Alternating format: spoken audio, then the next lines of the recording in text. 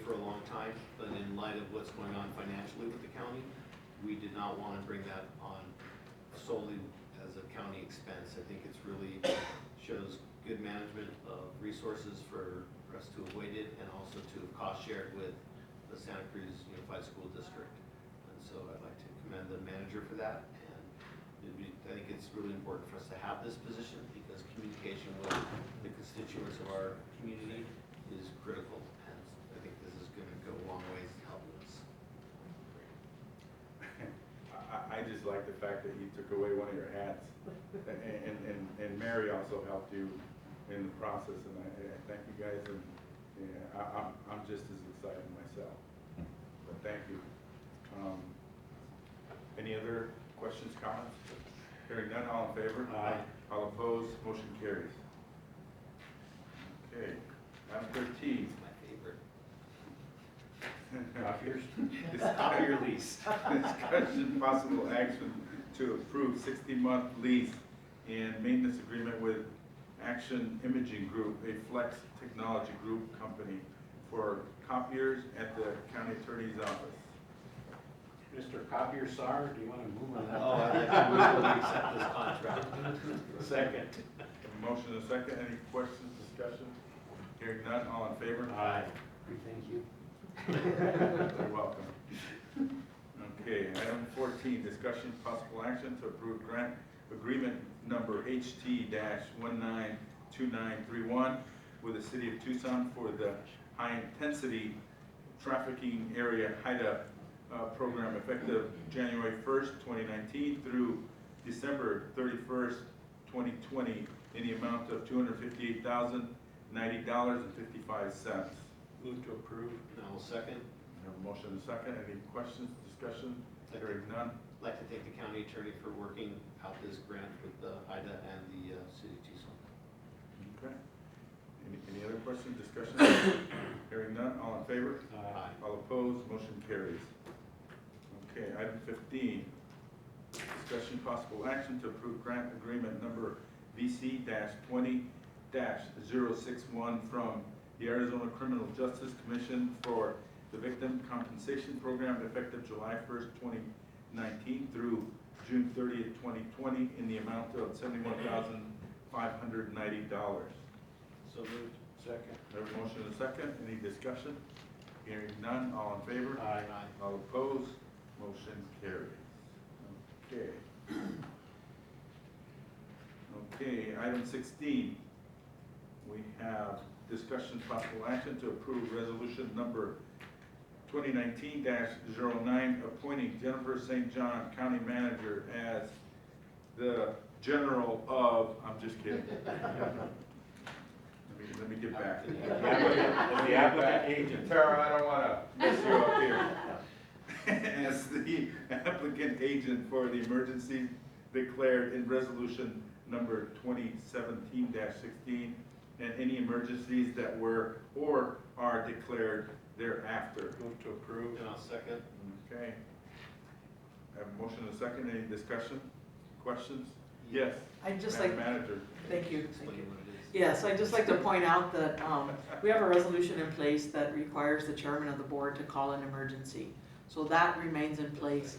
All this is doing is allowing me to be an applicant agent after an emergency is declared. So we have all sorts of paperwork coming from the federal government, Army Corps of Engineers, AZDEMA.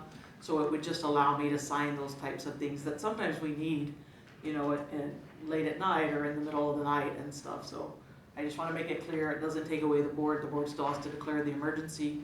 The board would have to be involved in any kind of financial stuff. It just allows me to be an applicant agent. Yeah. I also wanted to add to that some of the agencies that we apply for IGAs with or grants for require us to furnish proof that there is an applicant agent on point. And actually that's really what spearheaded this resolution is that there was a grant application that needed to be approved, but we didn't have any proof in our minutes or our resolutions that Ms. St. John was designated as the applicant agent. So the hope is that this resolution will correct that problem and also prevent that problem from happening in the future. Yeah, remember a few times being called, where are you? You need to come in and sign some stuff, so this will alleviate that, so great. Thank you, Jennifer. Thank you, Joe. Okay, I believe we have a motion and a second. Any other questions, discussion? Hearing none, all in favor? Aye. All opposed? Motion carries. Okay, item 18. I will do 17 last. Yes. Okay. Item 18, discussion possible action to approve bond for duplicate warrant number 4-659728 in the amount of $600 dated 5/22/19 payable to Oasis Cinema 9 Theater. Move to approve. Okay, I have a motion And second. and a second. Any discussion? Hearing none, all in favor? Aye. All opposed? Motion carries. Item 19, tax valuation adjustment A. Move to approve. Okay, No, second. we have a motion and a second. Any discussion? Hearing none, all in favor? Aye. Any opposed? Motion carries unanimously. Okay. Item 20, discussion possible action to approve certificate of removal and abatement of taxes and or penalty, A through Q. A through Q. Move to approve. Have a motion? Huh? Excuse me, it's A through O. Oh, excuse me. sorry. Oh, That's okay. it looked like a Q. That little thing was. There were a couple we were trying to sneak in there. So my motion would be A through O. I'll second that. Okay. Always clarified. All right. I have a motion and a second. Any discussion? Hearing none, all in favor? Aye. All opposed? Motion carries unanimously. Okay, I have item 21, move to approve demands totaling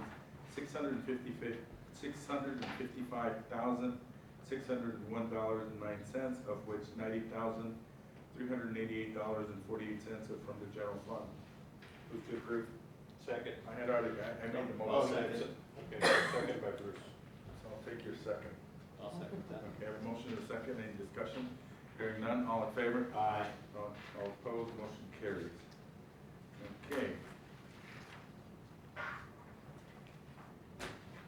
Item 22, monthly reports. Madam Clerk. Mr. Chairman, everything is in order except that we are missing reports from the constable, the justice of the peace, and the treasurer. Mr. Chairman, I'll move we accept the reports that were submitted. I'll second. Okay, I have a motion and a second. Any discussion? Hearing none, all in favor? Aye. All opposed, motion carries. Item 23, we have approval of minutes dated 6/2018, 6/27/18, and 7/11/18, and 7/19/18.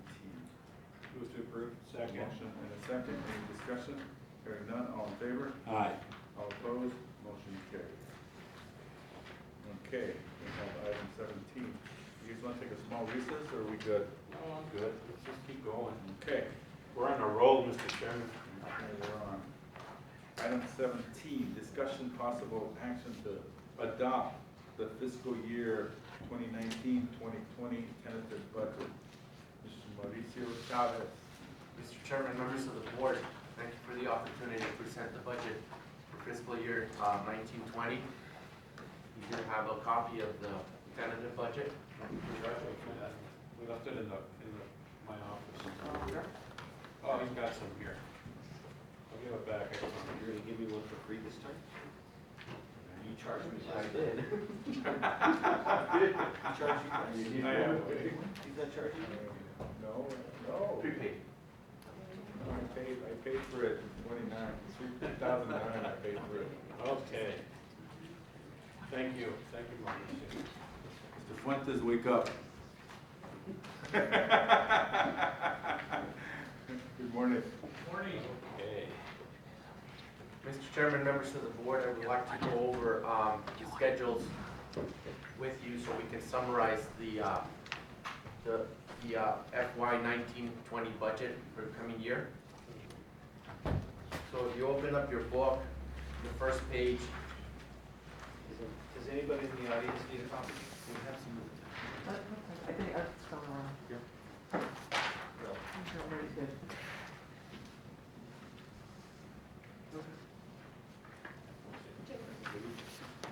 Reed is in the I'm house. gonna put them in the back. Oh, sorry. Okay. Let's rock and roll. Okay, so Mr. Chairman, members of the board, the first page is Schedule A. I'd like to go over a few items there on Schedule A. To summarize, that's the schedule of estimated revenues and expenditures for the fiscal year 1920. So for the general fund, our budgeted expenditures are gonna be 29,056,000. Our adopted expenditures from last year were 28,177,834. So for this year, we were able to hold down the controllable expenses. And there's a difference there. That difference is due to continuous rise in healthcare costs, retirement costs, and then an increase in the minimum wage as a result of Proposition 206 that we're dealing with. So all those costs are a reflection of those three items that I mentioned. And we're gonna talk a little bit more about that also on Schedule B. The special revenue funds, our budgeted expenditures for FY 1920 are 44,422,046. And for FY 1819, our adopted budget expenditures were 42,459,260. These are mostly federal and state grants, and these are the projections of our funding for this coming year. Our debt service funds, our budgeted expenditures for this coming year, 946,882. For the last year, they were 949,174. That's a decrease of about $2,000, and those are administrative costs. Our capital project funds, our budgeted expenditures for FY 1920 are 2,298,967. And our adopted expenditures for last year were 833,559. These again are federal and state grants, and the increase is attributed to CDBG projects and also the runway and taxi connector rehabilitation project. it's usually when those things jump up that much. They do. It's an airport issue. Yes. Mary. Thank you, Mary.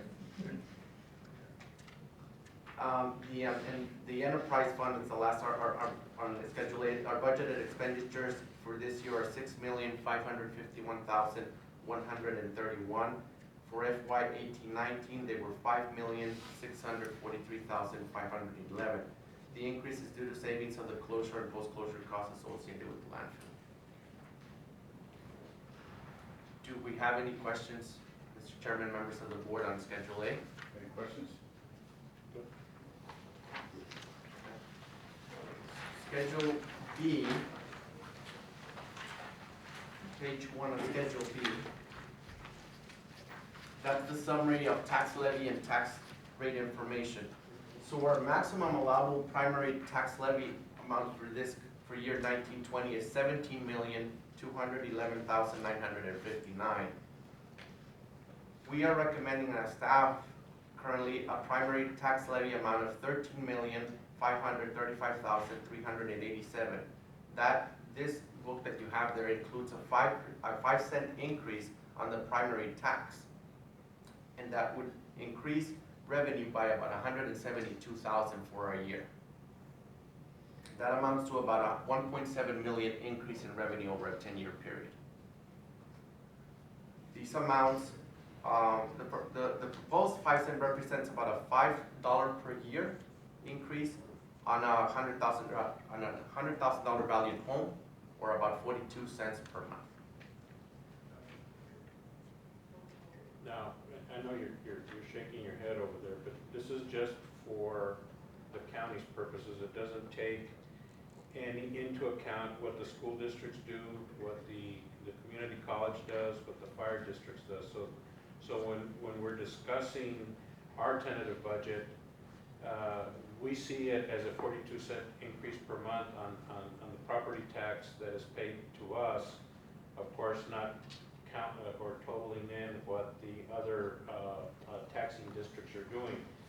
I know that once we approve our budget, then at that point, we approve the tax rates, and that's when the school districts, the fire districts, everybody else brings in their tax rates, and really at that point, what we do is that we have no, I guess, authority to change any of the other taxing districts, we just approve them, and that's how, and I know, and I know that sometimes it's hard for our constituents to understand that because the tax bill comes out of Santa Cruz County and it says make payable to the treasurer, you look at the amount of taxes and maybe we need to find a better way to show exactly for each dollar a pie chart of what goes to the county, what goes to the school district, what goes to the flood control district, et cetera, because I think it's kind of a misnomer that we're getting this, and I know how you feel because we pay the other taxes too, so I hope that kind of answers your question a little bit, because I know you're shaking your head like this, and I'm going, no, it's not right, and it's just our portion, okay? So, anyway. In a nutshell, I think we levy 25 cents to the dollar, more or less. That's correct, that's correct. And maybe just a note for reference, this is our tentative budget. This is setting a cap of what the county potentially tends to adopt. We are looking at adopting the final budget and the tax rate on August 7th. This tentative budget will be published in the newspaper as required by statute, and there will be almost a month-long period, well, a little over a month-long period for us to get comments from the public and look at it. So we are just setting a cap of what potentially the county could levy, and so that's why we have this discussion in the open communication. And once it's set, we can't move it up. We cannot move it up, that's correct, We can Supervisor. move it down, but we can't move it That up. is correct. Okay. Sorry, Mauricio. Like I said, I just kind of, sorry, she was supposed to. Go ahead, sir. Mr. Chairman, members of the board, that is on page 1. On page 2 of Schedule B, there's the proposed tax increase that, for the 5-cent increase, which would be 3.9315. That's a reflection of what I spoke to on the previous page as well. And then for the secondary property tax rate, the flood control would have an increase of 1 cent, which is 20% of that 5-cent increase as well. So it's a 1 cent increase there. That proposed increase represents about a $1 per year increase, or about 8 cents per month on a $100,000 valued home for the secondary tax. So both primary and secondary tax rate proposals represents about a $6 per year increase on a $100,000 valued home, or about 50 cents per month. This is I want to say, Mr. Chairman, members of the board, the proposed increase we're recommending at a minimum due to significant amount of savings that we use to balance the budget. So we're looking at the biggest impacts that have happened for us are 2 minimum wage hits that we've had, and we're going to have another one in January. That's something that's controlled by the voters that did with Proposition 206. I didn't have any control over that. Then we have increase in healthcare costs. From FY18 to FY19, we've had a 10% jump in that. Then from FY19 to FY20, we've had a 6% in that as well. And also the increases in retirement costs that affect all our different type of retirements. Can we get a new health board? Well, 10% and then 6%? well, it could have been worse, I mean. Yeah, those are pretty good when you look at the trend, Right. Supervisor Bracker, but we understand that the potential need to look at that. We signed a 3-year contract, but we will look at that when it comes back up. Also, we have a new management company. We have a new third-party administrator. But those trends are extremely well. I mean, the years prior to that, we were holding. I believe the year prior to the 10%, it was 4%, and 0% 3 years prior to that. So if we look at the trend, we have a really good rate, but we're always looking to save money. Well, the thing is, we're part of a pool, so, you know, depending on what happens with the other members, I mean, there could be catastrophic medical costs, and at the end of the day, everybody, you know, kind of winds up paying a little bit more.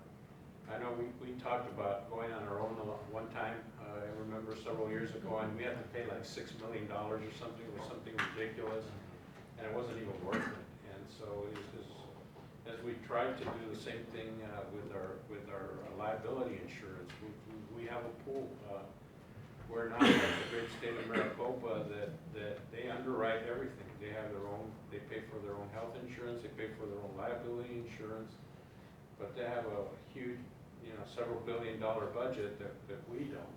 And so I think at the end of the day, the reality of it is that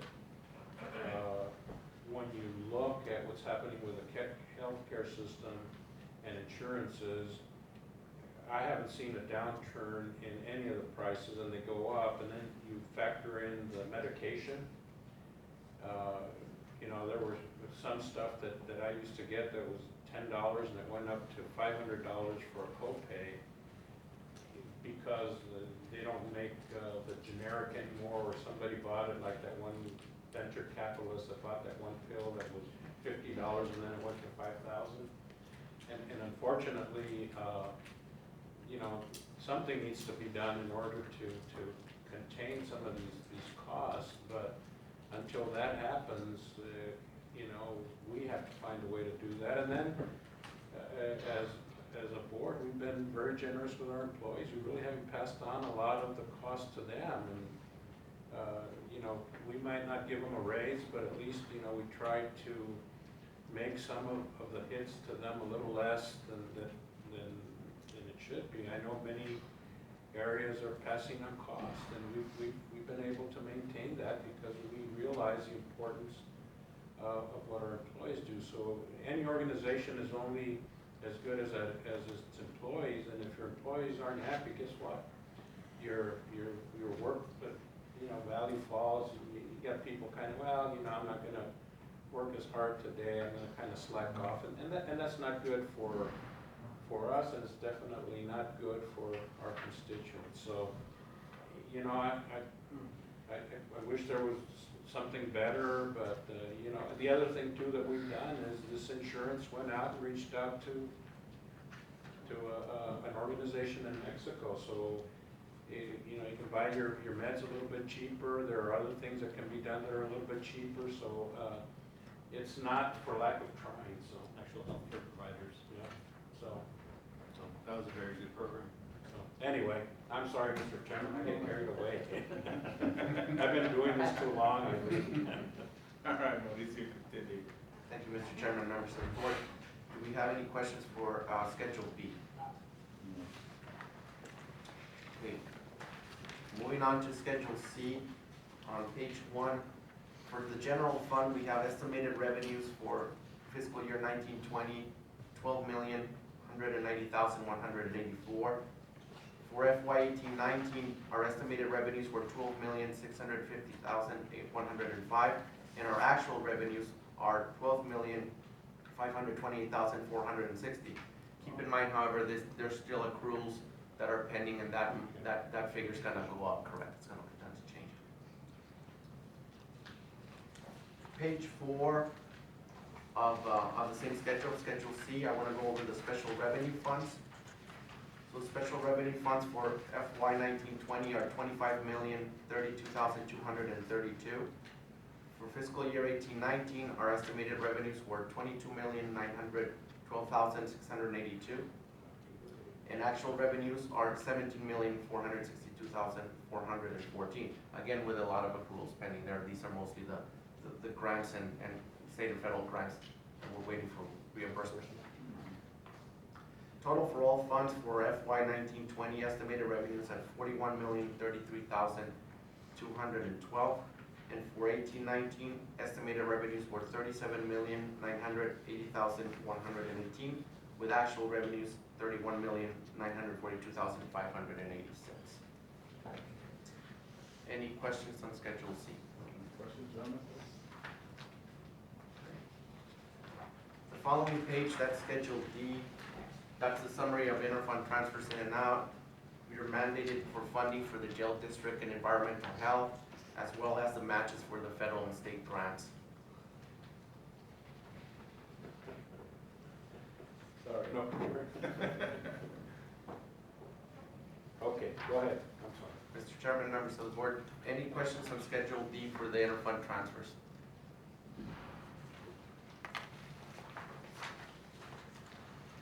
Following page, page 1 of Schedule E, this is a summary by department for expenditures within each fund type. So as we reviewed in Schedule A for fiscal year 18-19, the budgeted expenditures were $28,177,834, with actual expenditures at $21,135,196. For FY 19-20, our budgeted expenditures are $29,056,000. Then the rest of the schedule just provides a breakdown of all the departments that are there. And then with this, I know that we held some positions open a little bit longer. We did a lot of things to try to kind of save some dollars. So I know while it looks like, you know, we over budgeted last year with 28 million, and so far we've expended 21 million. We're budgeting 29 for the following year. We've, I think, been very frugal when it comes to a lot of things. So when it comes to expenditures, to positions, we've held up for longer. I mean, we have positions that we budgeted for that haven't been filled. We have some part-time positions that, you know, in the real world, it would be nice to convert them to full-time, like our receptionist there as you come in, that's a part-time position. And so there are a lot of things I think that the staff, you know, Jennifer, Mauricio, department heads, elected officials have worked really hard to try to cut down the expenses and, you know, finding ways to do things a little bit better. But so, you know, it just shows that we have good financial management at the county. Mr. Chairman, members of the board, that's a valid point, and I do want to thank the rest of the departments and elected officials for keeping their controllable costs at a minimum, and we try to do that as much as possible. There's other costs that we don't have any control over, and unfortunately, those are the ones that factor in. Schedule F, Mr. Chairman, and members of the board, is on page 1 and the other pages. That's just it provides a breakdown of all the expenditures by the department. Schedule G, that one provides the full-time equivalent and compensation related to each fund. I'll quickly go over this is just the general fund. We're projecting for this coming year for full-time employees at 214.5. Salaries cost are $9,811,644. Plus related expenses, EREs of $5,500,033,439. For an estimated compensation of $15,345,083. That's just general fund. The rest of the Schedule G provides by a breakdown by the special revenue funds there. So more than half of. So when you factor in your benefits as compared to your employees' wages, it's, you know, we're paying $9 million plus $9.8 million in wages, and we're paying $5 million, which is more than half of what. That's just a breakdown of what the EREs are hitting our general fund. It's a huge impact that a lot of, you know, you don't realize what the impact is, and you can see it's about 50%. Well, when you look at the retirement costs, and I know, and not to pick on law enforcement is capped at the contribution for the employee, but they keep raising that, and the county has to make up those additional costs to the safety retirement plan. So those are things we have no control over. So, you know, the state, for whatever reason, changed a lot of what the pension plans were. And the big change was where the state, at the beginning of the recession, changed what they were contributing and shifted these costs down to the county. And so the counties have no place to shift it down to. The cities won't take it. So, well, we should ask the city for balance. The reserve. Any rate, Or the great state of Maricopa. yeah, well, the cost shifts have really hurt. The cost shifts have really hurt the counties. Big metroplexes like Maricopa, Pinal, Pima, they've been able to deal with this, you know, just by size of scale. When you have the other 12 rural counties, it makes it really, really hard for us. And, you know, any of these shifts are $250,000 here, $500,000 here, they've really added up over the last 10 years. And so we feel the pain and, you know, we don't like having to put in there the fact that we have to do, you know, another nickel on the tax. But when you're talking about $1 increase in the minimum wage and what that translates into in the EREs, it's really, really tough position. So doesn't mean we're doing it, but it means that we have an option. And so we're gonna go out, we're gonna be listening to the constituents over the next month before we do that, except for next week we'll be out of town, so give us 10 days before we start calling. But anyway, yeah, I mean, so, yeah, there's a lot of things that really impacted our budgets. I mean, at one time, we had a sizable rainy day fund. And over the years, to keep taxes low, we've been using more and more.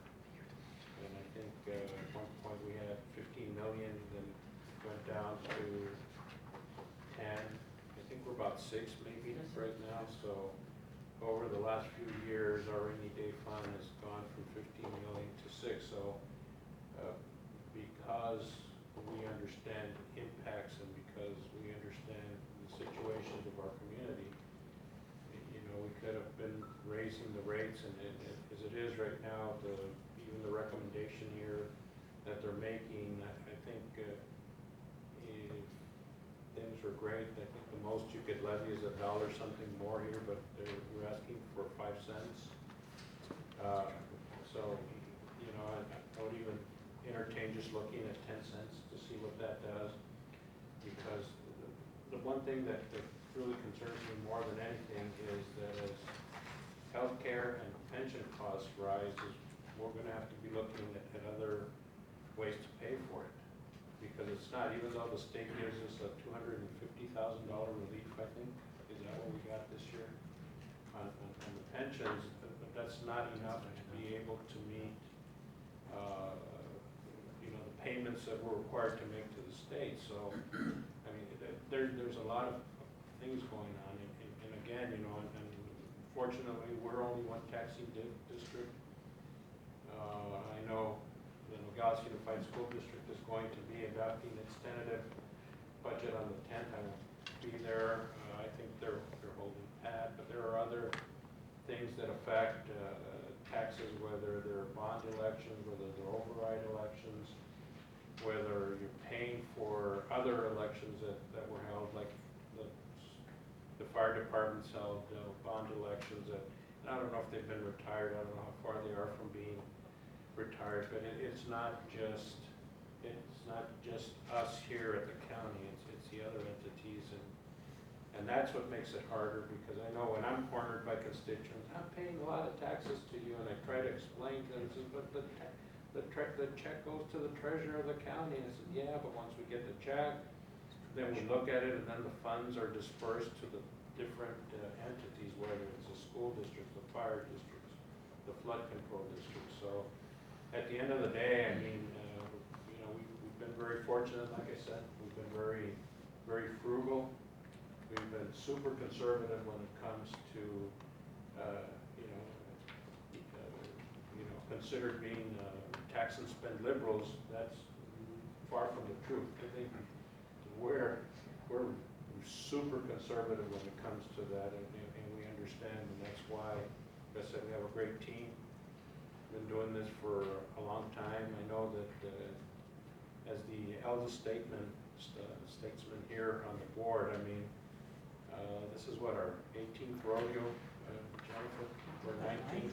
Maybe 19. So Have to count.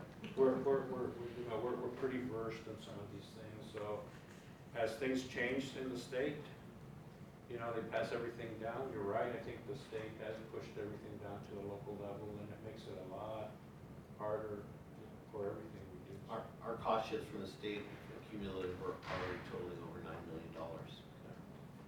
So when you look at what the story of our rainy day fund, and you look at the cost shifts from the state onto our community, that's a pretty parallel track.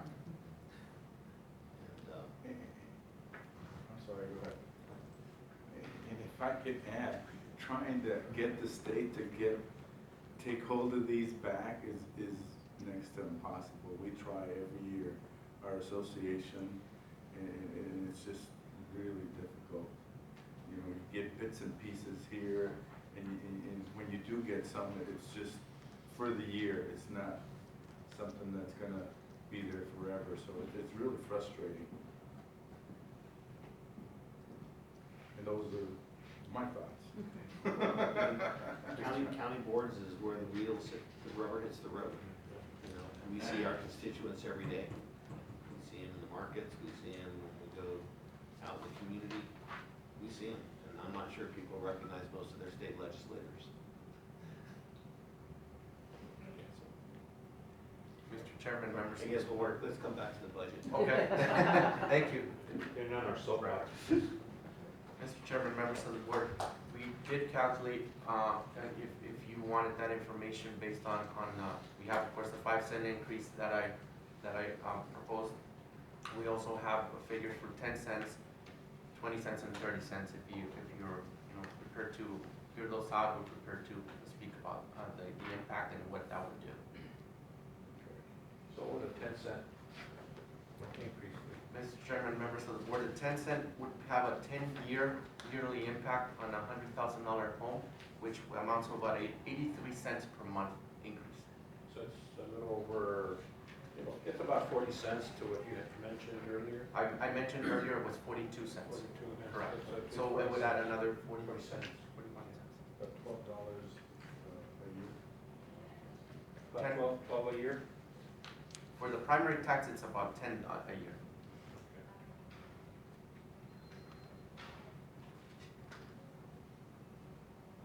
That concludes at least on my version, but, Ms. St. John, if you want to add anything, please.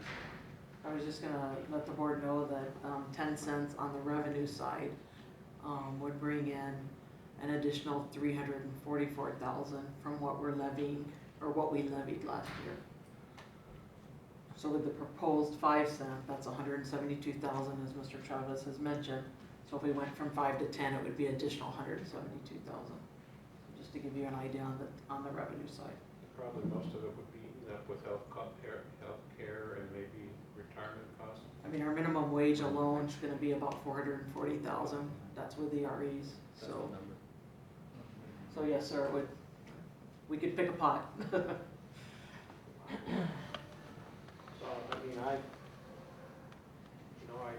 don't like paying taxes and raising taxes, but I mean, 10 cents, I think, for me, but I'm only one of 3. I think it would be a fair value. We still have to do a truth in taxation anyway, because the tax rate as it appears right now, I think is 3 cents above the limit or something like that. I just, maybe for the record, I'm gonna hand out a 10 cent in case that's a motion. Again, this is just setting a cap, and we can always go down afterwards. The good thing about setting a tentative budget, as I mentioned earlier, is that you can't go higher than this, but you can go lower. Is that correct? Yes. So if we decide to push for a 10 cent, it would be published that way, but when it would come time to adopt, we would not necessarily have to adopt it at 10, we could lower it back down to 5 cents. That's correct, Mr. Or nothing. Or no increase. So this gives you 3 options, 0, 5, or 10. Right, Um, well, I actually. don't have a 0 in front of you, No. because again, we're setting the cap. But when we adopt, Yes. Yes. When we adopt, yes. Just be careful, because remember that 0 has a tremendous impact on everything. It'd be a lot of cutting, so, anyway. Thank you, Milton. Any other comments, questions, gentlemen? Okay. So, Mr. Chairman, if you would like, and like I said, this is a tentative budget, it doesn't mean it will be easily adopted. I would like to move that we look at a 10-cent increase for our budget. I know we could go higher, and I know I've been in there sitting with Jennifer talking about it, but I think 10 cents it's not really a lot when it comes to what we're going to be collecting, so. That's my motion, so. I'll second the motion. I think that it's important to give the board the options right now. I think that we're gonna be hearing back from the community. I think that's also very important. Absolutely. And for us to bring those comments back to this board. But I think that we do need to have the option. I think the dollar minimum, the increase in minimum wage by dollar is gonna have a significant impact on us. And the EREs that it generates, that's almost $400,000. Half a cent gets you half of that back, 10 cents gets you a little closer to that number.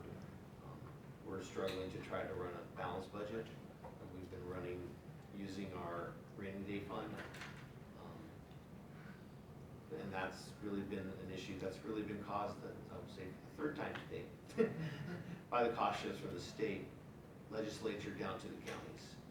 If the state was meeting its obligations that it was before the recession, we would not be in this situation. And even with this, we still are gonna have to look at using some of our rainy day fund at the end of the day, so. Yes. You know, so there's still that possibility, and so, I look forward to, voting on this and seeing what feedback we get, and then, you said August 7th is when we're gonna adopt our fiscal year 19-20 budget. Okay. And just a reminder to people, So I motion for 10, and Bruce second, Bruce, motion is second.